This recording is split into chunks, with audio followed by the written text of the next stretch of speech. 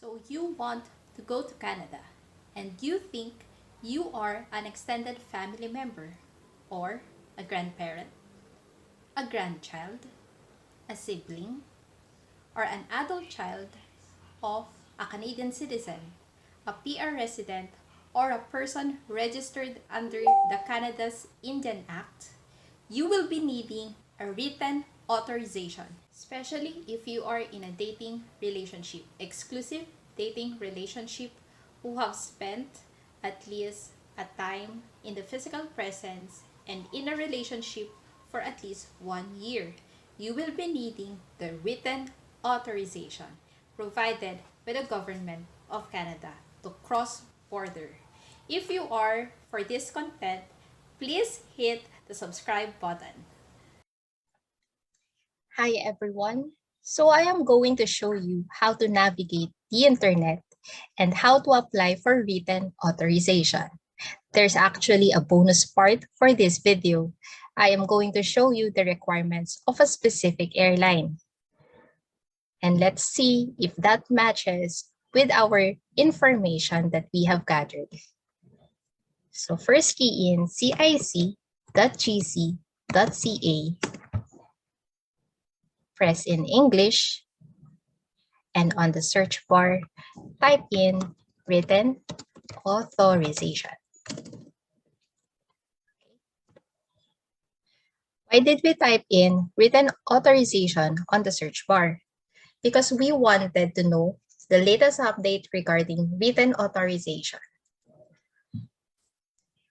Just click in on the uppermost search result for written authorization. And now you have this one. As you scroll down on this page, there's a portion like this. Just click in to the most important portion or to the most important or most relatable portion of the page. First of all, we are not an immediate family member. This video is for extended family members. So you can now automatically click this portion for extended family member.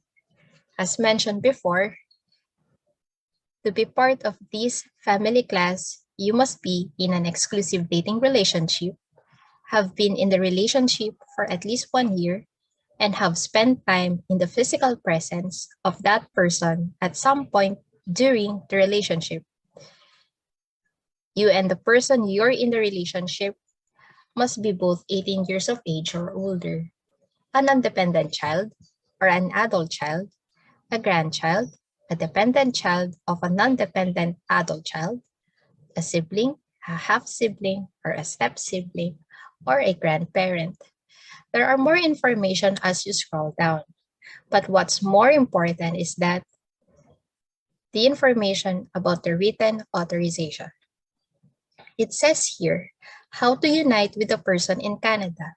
You must complete an application for authorization and statutory declaration form, and then request for written authorization. So practically, aside from having the temporary resident visa, you are required for a written authorization.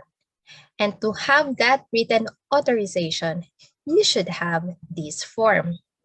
So before we proceed, I am going to discuss that further.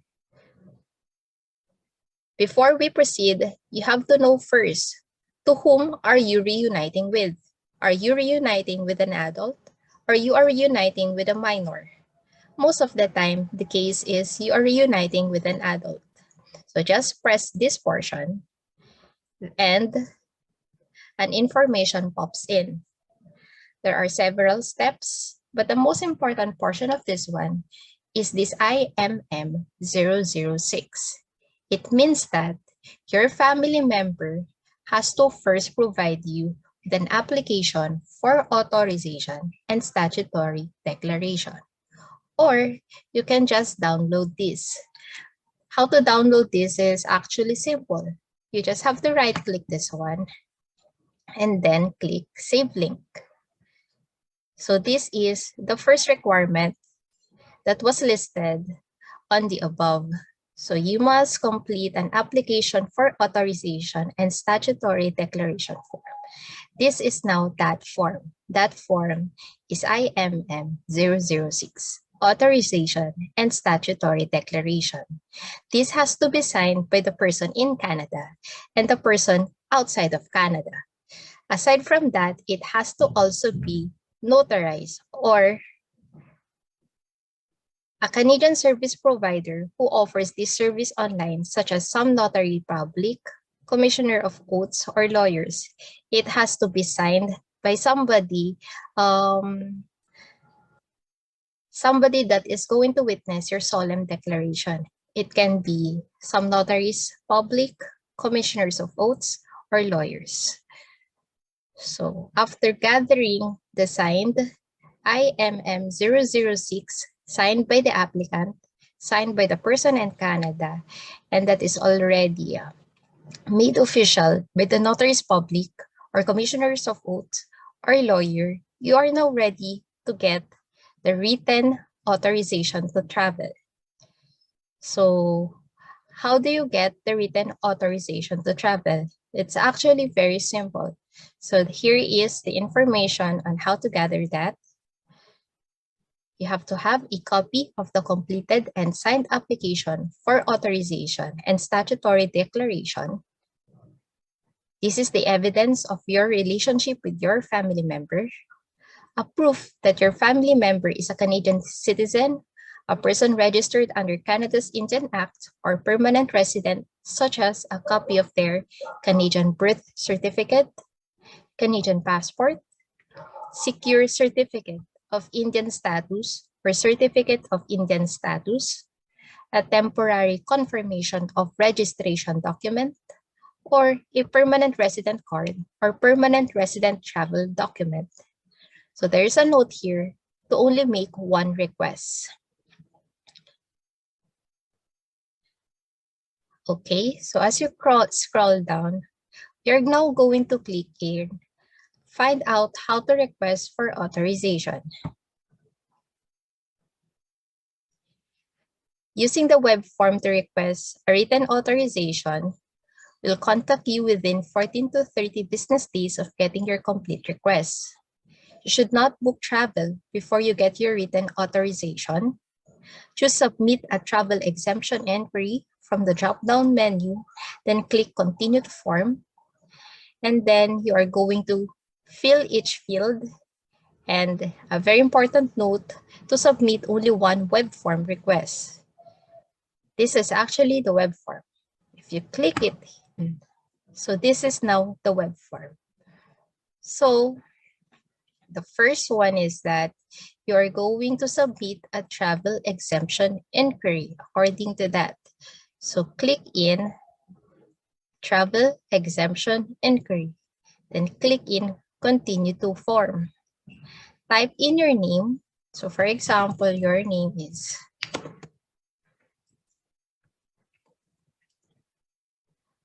last name. So your Google,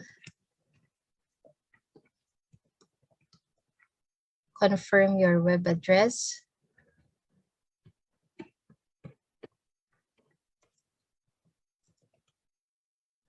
date of birth. So I'm not being serious here. Okay, and then type in your UCI number. What's your application number? Your application number can be left blank. So check this portion. What did you apply for? You can just leave this blank. This is actually the most important portion. Tell us about your situation. Click again on the guide, and it will tell you what to enter in each field. We've already typed our email address, our UCI, our application number. Actually, we left it blank. We check the checkbox below to tell us you don't have one. So we don't have one, so we just check the application below. What did you apply for? You can skip this field. Tell us about your situation. Include information such as a detailed reason of how you meet the travel exemption to come to Canada, so take note of that, your relationship to the family member, the status of the person in Canada, your passport number, the dates you plan to travel, where you live now. If you've already booked your travel, provide your travel itinerary, including your flight number, your departure time and location, arrival time and location. In summary, these are the information that you will be needing. At least mention that you already have a Canadian visa. So mention that you already have a Canadian visa. You mention your passport number. Your reason, it has to be very simple. To be with my boyfriend or extended family member from December 21 to February 2022. You tell them that your relationship has lasted for at least 1 year. So we last saw each other last December 2019 when I spent the holidays in Canada. You also mentioned that you have already met in the physical presence. We've been in a relationship since April 2019. So this proves that your relationship is more than a year or at least a year. And then at least tell them a little detail about you. I currently work from home for a contract research organization as a blank for blank territory. At least mention that you have a job because this is as if you are applying for a temporary resident visa. Always remember that in applying for a visitor visa, there are actually two things that you are proving. You are proving that you are capable of traveling and that you are, number two, going to return back to your home country. So I have proven that I am capable of returning. I am capable of returning and I am capable of going and I have a very valid reason to go to Canada. So there are always two things. I have already booked my travel. So these are my travel dates. It's a return flight, departure from the Philippines and departure from Canada. You're going to also mention the residence of applicant. You are the applicant. Details of the extended family member, the name of the member, his status, and his address. And then accompany that with the documents. As you can see, this is quite explicit, meaning it's not necessarily in a paragraph form, but all the information is there. Just have to copy that and then go back to the web form. Remember that the web form is requiring only 1,500 characters. That's 1,500 characters. And take note, if I paste this, that's already 1,440 characters. Only 60 characters are missing. And then, of course, you are to attach the following: the IMM 006, your passport, the passport of your extended family member, some information such as letters of invitation. Take note, they don't like personal photos, so I just place social media photos, tickets that are already paid, my work regularization document, and pay stubs. What I am going to share next are the emails that I received from cic.gc.ca. Upon application or upon clicking send from the web form, I automatically receive a do not reply acknowledgement of receipt. I actually sent it last October 29 at 11:13 a.m. So as you can see, there's a notice here that we can confirm that they have received the web form that I have already raised and that they will contact me for 14 business days. Gladly for me, I received it after 1 day only. As you scroll down, there are some FAQs or frequently asked questions and their answers. As you scroll down further, there's actually a guide. We are an extended family member of a Canadian citizen, a permanent resident, or a person registered under Canada's Indian Act. And let's just check if we have properly fulfilled the requirement. We have mentioned our full name, our date of birth, our passport number, our detailed purpose of visit, the country we currently live in, our relationship with our family member in Canada, and the status of our family member in Canada, whether they are Canadian, permanent resident, or a person registered under Canada's Indian Act. What I'm going to share you next is the reply from the cic.gc.ca. So this is the actual authorization letter. So it's not it, it's actually this one. So I received an email from IRCC.COVID travel exemptions. So the details are as follows, and that they will be just highlighting that my application has been granted by stating that I have already an authorized travel document. So this is, as you can see, the status is authorized. So I think the letter is pretty standard. So your request to be exempted from the current restrictions to travel to Canada under the COVID emergency orders in Council pursuant to Section 58 has been assessed, and it has been determined that you meet the definition of an extended family member. As you can see, there is a check here, obtain written authorization. So this is already an authorized letter. There's a very important note here.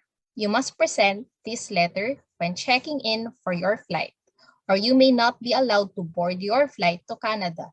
You must also present this authorization to a border service officer upon entry to Canada. So this is a pretty standard letter. So I actually mentioned on checking an airline to see if the requirement of having a written authorization is still in place. So let us check Philippine Airlines. So Philippine Airlines website, we go to the travel information portion, travel information, and then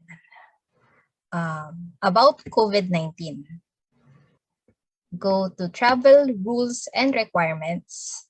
Of course, we are departing from the Philippines, and then click in Canada. There are general guidelines like not exhibiting COVID-19 symptoms. You do not intend to travel to Canada for optional or discretionary purposes such as tourism, recreation, or entertainment. If you can comply with the requirement to quarantine under the minimizing the risk of exposure to COVID-19 in Canada order, and a special guideline for an extended family member. That is that you should have, so it's actually here.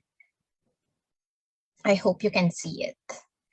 So an extended family member of a Canadian citizen or a permanent resident or person registered as an Indian under the Indian Act, if they have number one, a statutory declaration attesting to their relationship, so that is IMM 0006,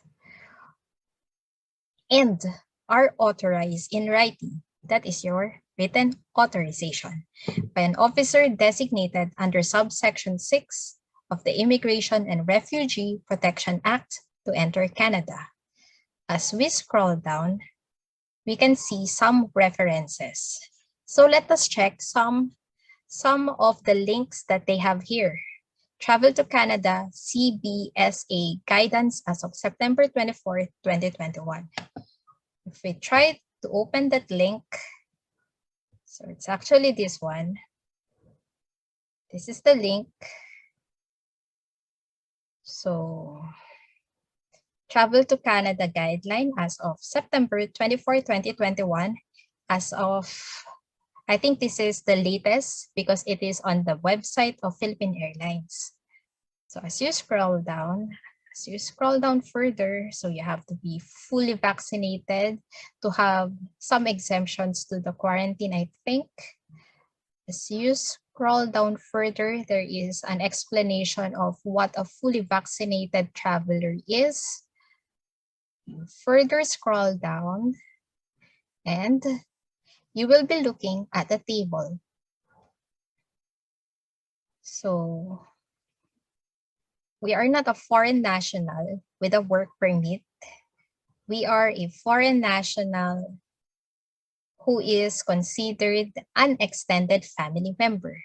So as you can see here, the person is an extended family member of a Canadian citizen or permanent resident and has in their possession the requisite statutory declaration or IMM 006 and has in their possession a letter or email of authorization from the Government of Canada or IRCC.